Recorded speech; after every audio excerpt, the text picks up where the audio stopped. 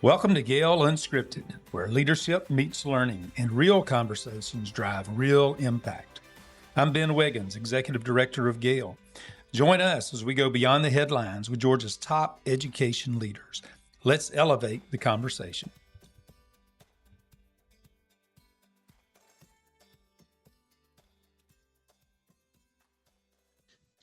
Welcome back, GAEL family, to another exciting episode of GAEL Unscripted. Today we have two fantastic guests joining us.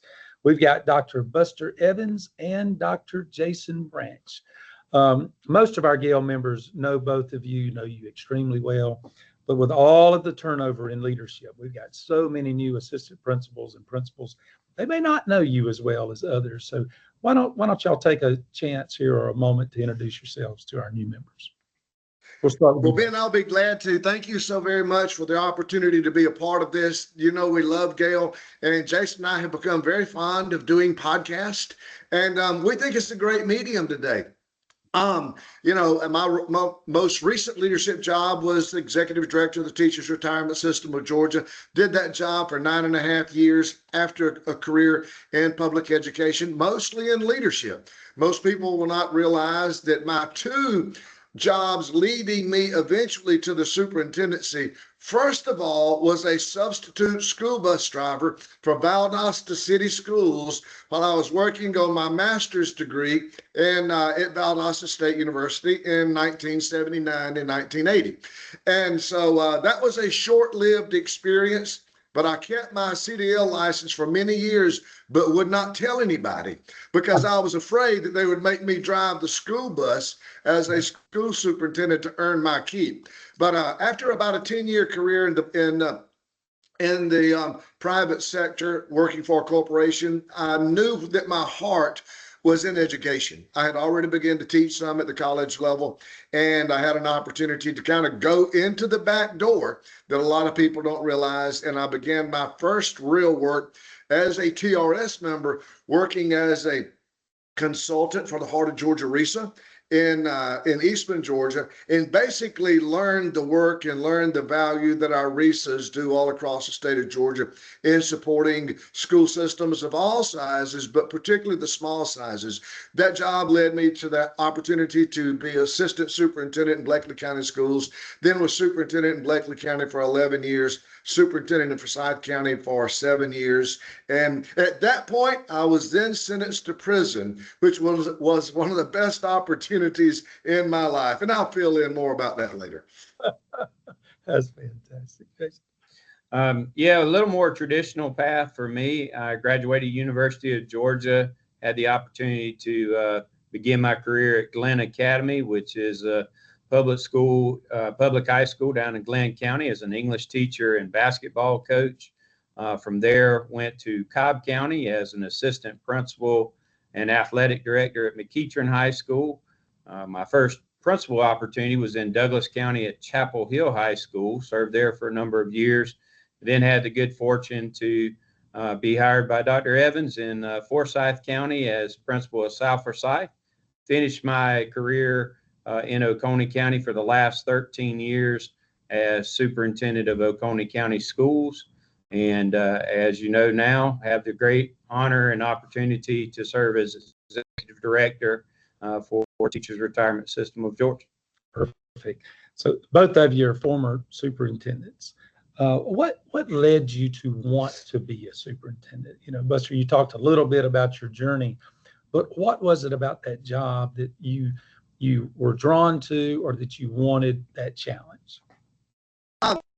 Ben, it was one of those things that I don't know that I had this fixation that I was one day going to be a school superintendent.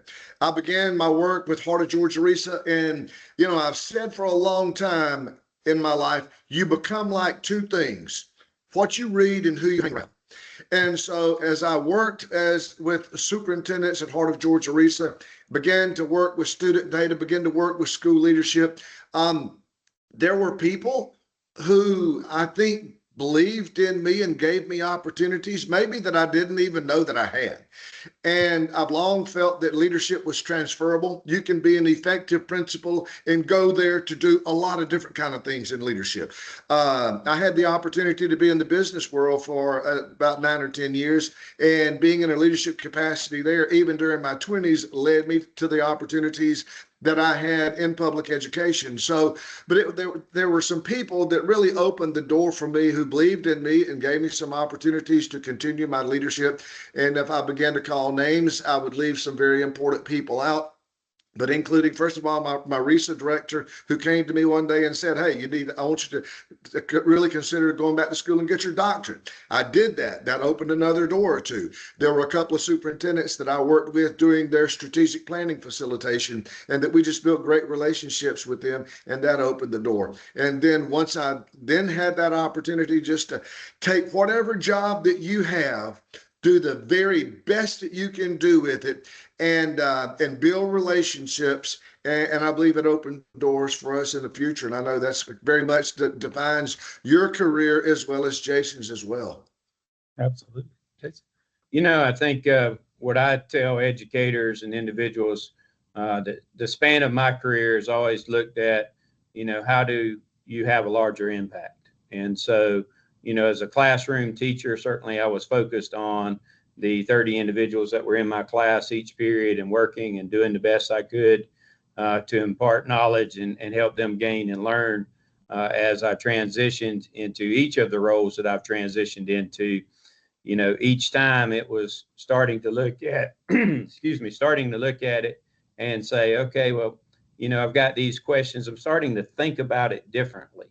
And so as you begin to think about it differently, and you think about, you know, well, would I do that? Why is that done that way? You know, what are the questions? What are the thoughts? It led me to other opportunities, much like Dr. Evans has shared. People poured into me along the way, saw things in me that I maybe didn't see in myself at that particular point. Dr. Evans being one of those, Dr. Jody Barrow being one of those. Saying, hey, you should think about this. You should think about this next. And so the superintendency was something that you know, I joke and say, you know, we were during the recessionary period. And so a job, I was a high school principal, a job would come up that might be a director's job. And I'd have an assistant superintendent say, you know, maybe want to talk to you about that. And then they call back and say, well, that job's been shelved for the time period, and things of that nature. So it really kind of led to where are the opportunities. And then a mentor said I should look at Oconee County schools. And so I researched that, was in the SBDP program with Dr. Harden at that time, and just had an opportunity to step forward. 37 years old at that point. So don't know that I knew completely what I was getting into, but certainly the ability to look at educators, work with the community, and craft a vision is kind of led to the superintendency. And I think is one of the most fulfilling things about the superintendency is the work that you can do that is long lasting for kids and the community. Yeah, that's great points made by both of you, talking about people that you worked for and under, how they had influence on you and kind of gave you a push and a nudge. And that's what Dr. Branch did for me. I had no thought of ever working at a district office, much less a superintendent. But I think that's the important message maybe for superintendents out there, or just leaders in general, is your words matter. And when you see something in someone and you push them, or you encourage them, or you talk to them, it really is important.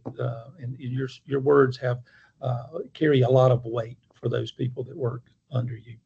Well, Buster, you worked as the executive director of TRS, I believe, for 9 years. Am I saying that correctly? Yeah, just a little over 9 years. So in that 9-year span, like, what are some of the things you're most proud of in serving in that role? Ben, the reality of it is I probably never had on my radar to eventually be the executive director of the retirement system. Very similar to Jason, I had the opportunity back in 2006 to be appointed as a trustee for the retirement system. Had an opportunity just to do some neat things with that. I eventually ended up being board chair, being on the investment committee, being on joint management committee, just doing things that you do when you get involved with an organization. You give your very best, and sometimes you get opportunities to do things.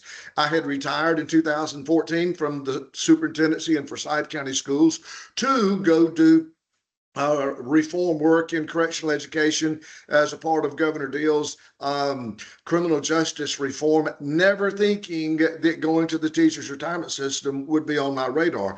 But when I was given that opportunity and that conversation, it's like, why would I not do that? I believe in this system. I think it's a very important component of educational policy in this state. I had several members of my family that were retired with TRS, including myself and including my wife, including my mother-in-law. And they all told me very quick, like, you need not screw things up or you're going to end up not having a place to go for Christmas. So bottom line is, in going in, I've always felt like the superintendency positions that I had and other things, I've had another saying that the biggest room in the world is the room for improvement. You walk into a situation and you may find things that the person before you did a good job in their own way, but they had biases, they had blind spots, they had things that maybe you were better at or that they were better at. And so coming into the teachers retirement system, it was already a well-run organization, but there were some opportunities for improvement. First and foremost, there was the development of organizational culture. I had felt like that was something that I had been successful with in the past, building morale, building relationships with people, doing things like succession planning, doing things like strategic planning, those things that bring people together. And the reality of it was, one of those was the area of leadership development. All those things were voids that were so easy. And it wasn't like you had to be really, really smart to do these types of things. But I'll point off to two or three things. First of all, in the area of organizational development, we immediately embarked upon a strategic planning process where it brought us together, where the senior leadership team began to learn one another. They learned what my priorities were, and then we began to sell those things. We felt like that as a part of succession planning, that leadership development was important. I never intended to stay there for 9.5 years.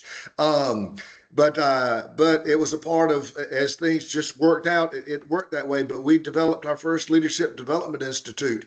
We'd never had that done before at the teachers retirement system.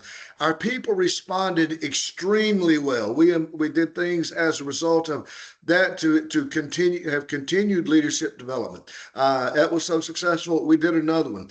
Another thing, a couple of things that we did along the way was try to build upon leveraging technology to make us more efficient. That was something that we began to do as we worked with our members through it was video counseling. COVID brought that on. 3 months before COVID, one of our team members had been working on a project. And again, that was brought about by being around there and working with people. And I'll talk about this later, but I would like to go down to our visitation center every morning whenever I would make my walk to the building, and I'd meet people.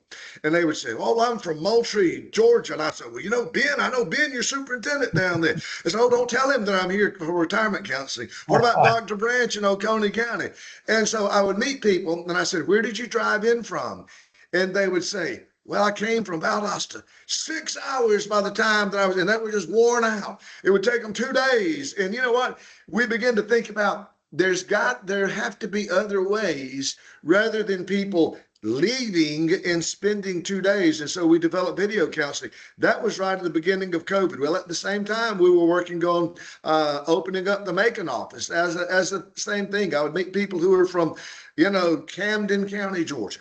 And again, they had driven all the way to Atlanta. I said, there's got to be a better way. And so as a part of our strategic planning process. This just wasn't something that Buster came up with this idea on, but our leadership team came up with this idea. They embraced it. And so we opened up the Macon office. That was something that we did. One of the things that I will give as evidence of our organizational culture was our success with the state charitable contribution program. And a quick story about that. I believe that great organizations are giving organizations. We give of ourselves, we give of our talent, and we give of our resources. The state has a charitable contribution program they do every year. And when I first got there, I found I had been with the Department of Corrections, and I had seen that they had been very successful, raising $10,000, $20,000, $30,000 with that. So I got there to TRS, and that previous year they had raised less than $300. I said, "Oh my gosh, this is terrible. I mean, this is embarrassing." And so we set this goal, and we went from $300 to $3,300. Boy, I said, that's 10 times better. I was feeling so glad. Well, long story short, we eventually were raising $50,000 to $60,000 a year by one of the smallest organizations in the state of Georgia, in state government. And it began to be a part of our culture.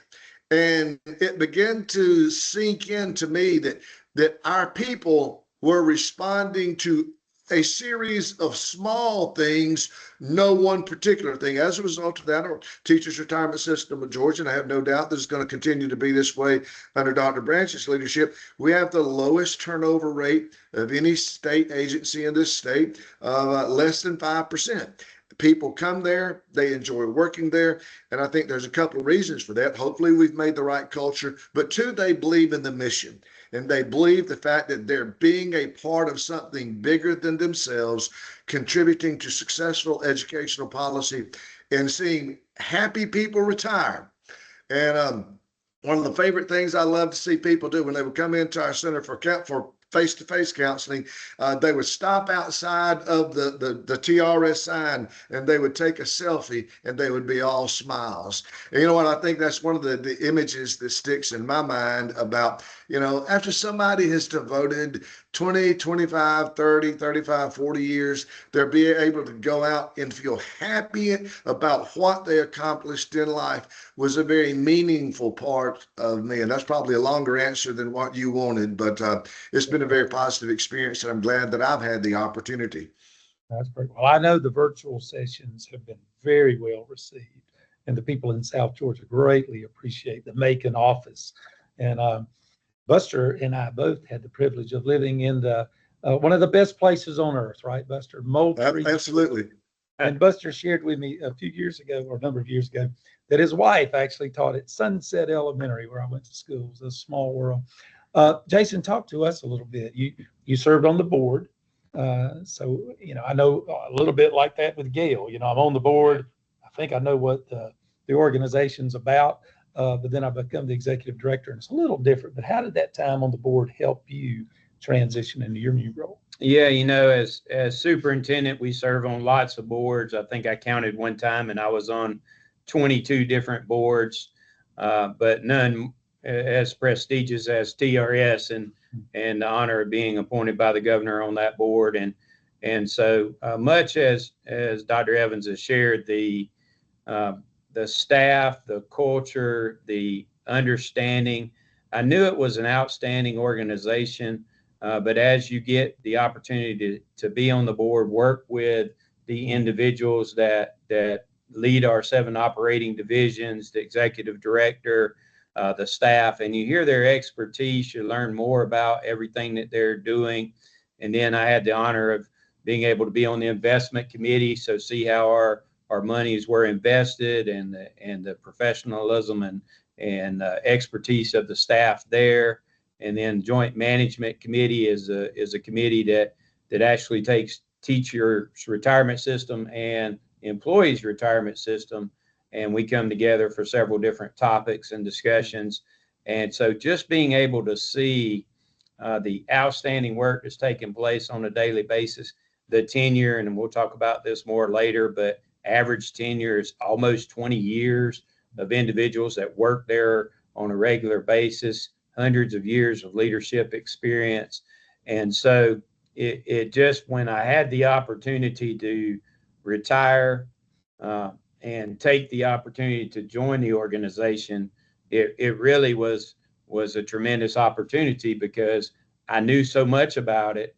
Obviously, you know more once you get in and you start working day to day, and you see the opportunities and the challenges that may not be as prevalent as a board member. But that learning, I tell people, I knew it was a good benefit, but I didn't know what a great organization and outstanding people work there. And so I think that service on the board since 2018 has really served me well to learn the inside out from both the board member standpoint, and then it's accelerated my maturation as executive director because I have a foundational knowledge. And it's interesting, when we had this conversation and the board expressed interest in me potentially coming on as a succession plan for Dr. Evans, you know, someone shared a research paper about board members becoming CEOs of organizations, and it talked about a lot of the things that I've just communicated, just the knowledge that you gain, the importance, and really the significance of understanding of the mission and the love for what is taking place, and that, you know, ability to help so many people. I did not take a selfie. Perhaps I need to do that before too many years go by, so I can at least pretend maybe that was what I did when I came in. But I love that story. Yeah, that's great. As you two were talking, and the number, Jason and I were recently down at Southwest Risa and Camilla, and he was sharing with those superintendents the total amount of money currently in TRS. But I just thought about you two, and I thought, if we could get in a time machine and go back to Buster's third grade teacher and Jason's third grade teacher, what would those teachers say if you said, this guy and this guy are going to be in charge of the TRS?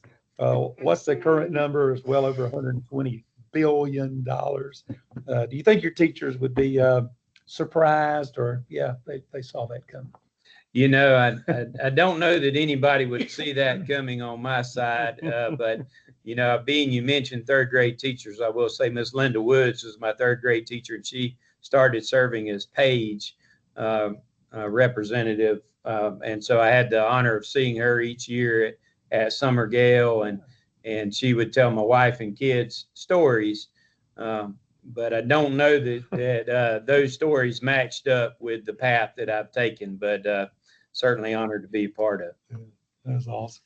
Buster, your third grade teacher saw it coming, no doubt, right? Ben, I had to say, just like Jason, I don't think that they would have seen that coming at all. But it has been fun, as Jason talked about, knowing maybe one of his previous teachers along the way, getting reintroduced to some of the teachers that I had, whether they were, most of mine were, but like high school teachers or college teachers or something like that, and that's been great. So yeah, that was not on their radar for me, nor my radar for me. Well, talk to us a little bit. You know, we've got GAEL members out there. They're getting close to retirement age. Let's say maybe they're 10 years away, or 5 years, or 2 years. From your perspective, both personally and professionally, working for TRS and leading up to your own personal retirement, when would you advise GAEL members or educators to start meeting with TRS in their journey toward retirement date?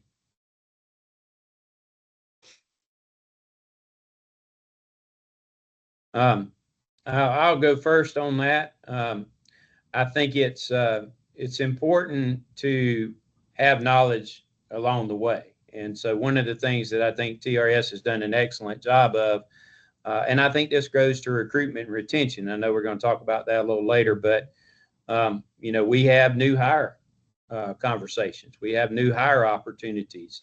Many of us got into education because we wanted to teach and work with kids and all the things that come with that. And if you weren't from the family of an educator, I didn't know anything about the teacher retirement system of Georgia. So I think it's important that as soon as you can, you start to build that knowledge, because as life decisions begin to happen, it helps your understanding of what you might be leaving behind if you leave the profession. Of course, once you get kind of mid-career, we have mid-career opportunities for discussions there, and you can learn more about the benefits that you'll see coming and why those benefits are so important. And our folks do a wonderful job of not only talking about the TRS benefit, but also financial planning in and of itself. And then, really right within 5 years, you have the opportunity to start attending pre-retirement counseling sessions, meeting individually. We just had a pre-retirement session in Athens that I attended, and much like Buster's mentioned, I started seeing a few folks, and they were like, no, I'm not trying to retire. I'm just trying to learn. And that it was great. But I sat in there even as a retiree and someone who honestly did not take advantage of that opportunity. And I learned so much that I wish I had already known. So I think as soon as you want to engage with the information on our website, our podcast, our different learning opportunities, and just a tremendous amount of knowledge there. But certainly prior to making the decision, you want to work with the experts that are in place to look at the numerous options and work a plan that is perfect for you, because everyone has a different situation. So I would encourage all of our members to engage early and often. Good. Jason's given a great answer. Good job. I could almost say the same thing. Retirement planning begins at least on the day you become a TRS member. I personally wanted to work in public education because I did know about the teacher's retirement system. My wife was a member. She was a very happy school teacher, and she knew that she could work a career down the road. I knew that in the corporate job that I had, I neither had the job security that she had, nor did I have that retirement planning. So I think from day one, it really does begin. First of all, being a TRS member, but also recognizing that if I can participate in a defined contribution through my local school system, I will have multiple streams of income once I do retire, which are, by the way, elements of a happy retiree, having multiple streams of income. So I think that, again, there's several dates that I've said are very important for a TRS member. Number one, the day that you go to work, you become a TRS member. Number two, 10 years when you're vested. Then number three, 25 years or when you hit the age of 60 that you can retire with a reduced benefit, and or then you meet the age of 30. So I think all along the way, and I don't think people should apologize. I think that they should take every opportunity to, when they become a member, or learning what they can. Mid-career, I've used this illustration before. How many of us somewhere along our pathway as an educator became frustrated? We got that superintendent from Hades, or the worst principal that we ever had. And, he said, I don't know, or they changed the testing, so how many things, but we stuck with it. And the retention value of the retirement system kept us there through some of our most productive years.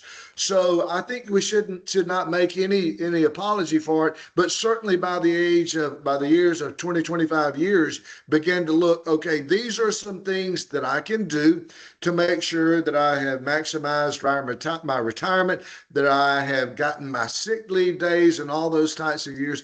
We typically tell people at TRS, you need to about 2 years out and have that face-to-face counseling. But I think very clearly by about 25 years, if you're going for a full 30-year term, really be focusing what those last few years need to look like. Are you ready? Will you be able to be one of those people who really, really is happy in retirement because you've got the money component of it figured out? Yeah, great. And for our GAEL members, just a reminder, summer GAEL is a great time. You can meet with TRS. TRS got representatives at winter GAEL. I took advantage of that. I think my last 5 years at summer GAEL, I would meet with TRS staff. And some people go, why were you doing it every year? It was just, I don't know, it was peace of mind. It was just to get the latest numbers, but to have as much information as I could. So, well, talk to us a little bit about, I mentioned how much money's in the TRS fund. Why is that important, and how does that speak to the health of the TRS retirement system? I get a report each morning of what our fund is each day. And so as I look this morning, our fund is at $125 billion.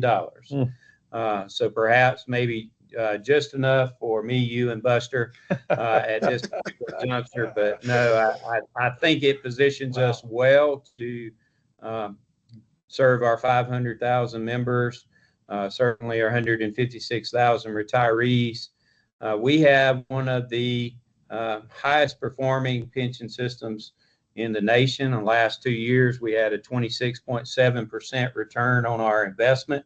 We have 55 investment professionals that do 80% of those investments in-house. So, our fund is very strong. The funding ratio is extremely strong, 77.9%. So one of the strongest ratios in the nation there. So as we look at our funds, certainly the important piece of that is to understand that we have the obligation to make sure that the promises that we made to our members in retirement are available to fund those and fund our COLAs and give our members those opportunities. So certainly something we watch closely. Certainly within any market, there's going to be ups and downs, but there's lots of work that is done to smooth that process out over the years for consistency purposes, and we are invested with that in mind, the long haul for our members. So the fund is strong, and we continue to celebrate each time it gets stronger and stronger. And on behalf of retired educators, we thank you and appreciate you. We cannot put into words how much we appreciate you. Over my career, I used to get a lot of advice from more mature educators that were either getting close to retirement or had recently retired. And I would hear some different numbers. Some would say, hey, it's smarter to retire as soon as you hit year 30. Some would say year 33 or 34. Some say go to 40. And I know you're probably going to say it's a personal, individual kind of decision, but is there any kind of prevailing thought on a magical year that retirement's better? I love that question. And you're right. It is not a one size fits all. And I'm not going to belabor the point, but there are 2 or 3 things to think about. I think about first and foremost, is a person, once they hit retirement age, do they enjoy what they do? Are they looking for something else? 2, do they have something else to do? Do they want to do something? They can begin to draw that retirement and maybe work another job. They can start another career. Some just want to quit and go home. So I think that's the wonderful thing about once you reach that year 30 or either 60 and vested, you have options about what you can do. Now, there certainly are pros about continuing to work beyond that. I have people who have said over the years, maybe 34, 35, something like that. And when you try to apply a little bit of math to it, maybe that does work because you've got, you're not going to be paying the 6% employee contribution component. You're not having to have the other expenses. And so you're basically able to make up most of your income. But the other side of that is if you retire, I know a couple of people who've done that, retired at the age with 30 years, and then they started another career. And they had some of their best years following that, while being able to draw their retirement pension. I'm familiar with a story just the other day that there was a teacher from Oregon that I heard about. She She stopped teaching to go to work in the corporate sector in the technology sales field.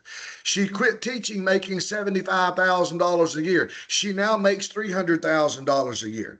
So I would say for somebody who's got something else that they may want to do post-career, that may mean 30 years or less makes sense for them. On the other hand, if I don't want to do anything else, I continue to think that I'm effective. If I can work all the way to the 40 years, I've known some outstanding people who continued to work. I've known a couple of college professors that I've actually talked to over the years because they were continuing to work after, they were in their 80s. They had 40 years of service. And I can remember one of them very clearly says, I just love what I do and I love my students. You know what? If you've got that, I say you keep working. If you got something else that you want to do, it is a very personal decision. But each one of those, for some of us though, looking at such things as, where am I at in terms of have I gotten a recent salary increase that may be working another 2 or 3 or 4 years, may help me to maximize my benefit, may be something that they may want to look at. Secondly, if you continue to stay, obviously with each year, you're going to get an additional 2% as a part of your multiplier formula, as well as maybe any salary increases that may come along. So a lot of factors there, but the great thing is you've got that retirement benefit and it gives you an opportunity to make decisions. And of course, we're going to talk about it later on, working after retirement, even for your current educator, it has a great opportunity as well. Perfect. Well, this wraps up part 1 of our podcast with Buster Evans and Jason Branch of TRS. We want to thank you for joining us for part 1. We can't wait to see the part 2 as we continue this conversation. So thank both of you for coming on today's episode of GAEL Unscripted.